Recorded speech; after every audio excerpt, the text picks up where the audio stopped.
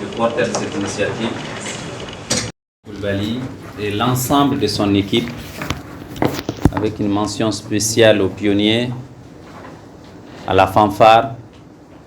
Et comme vous le savez,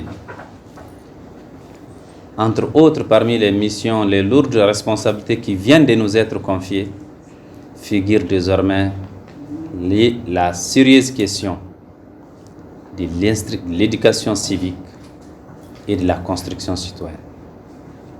Et ce n'est autre chose que ce que vous êtes en train de faire. C'est d'ancrer à notre jeunesse nationale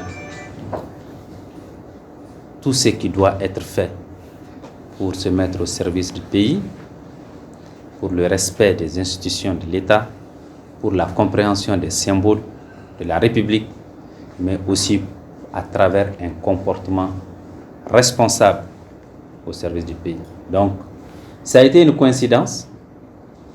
Quand M. Coulibaly m'a appelé il y a 2 jours, je n'étais pas ministre, mais je lui ai dit tout de suite, bien sûr, c'est un honneur pour moi de recevoir toute reconnaissance qui vient d'un Malien comme moi qui aurait apprécié le moindre des actes que j'aurais posés au service de la jeunesse et au service du sport de notre pays. Donc je l'ai pris avec beaucoup de bonheur, beaucoup d'honneur, et comme à chaque fois que c'est suite à des actions que j'ai posées au nom de l'État, au nom de la République, ces reconnaissances, elles ne sont pas à moi. Elles sont d'abord à tous ceux avec qui j'ai travaillé pour les atteindre, mais je les remets aussi aux plus hautes autorités de notre pays qui m'ont fait confiance et me confier cette responsabilité. Donc vraiment, c'est une impression positive. Mais d'ores et déjà, je voudrais profiter de l'occasion pour vous réaffirmer toute ma disponibilité pour accompagner toutes les actions visant à réveiller la jeunesse de notre pays, à la mettre au service de la nation et à œuvrer ensemble pour la réussite de la transition, bien sûr, mais au-delà de la transition, c'est pour réussir chaque chose qu'on fait.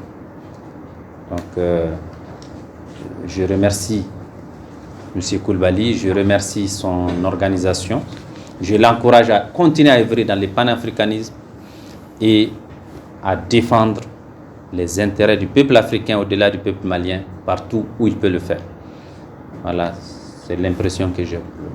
J'attends la réunion de demain 16h autour de son Excellence, Monsieur le Premier ministre, Dr Choguel Maïga, qui va donner le ton. En attendant, je suis en terrain connu. Je vais continuer à consolider ce que j'ai commencé, ce que j'ai fait il y a 8 mois, à accompagner la jeunesse malienne pour qu'elle soit unifiée et pour qu'elle soit au service de la nation.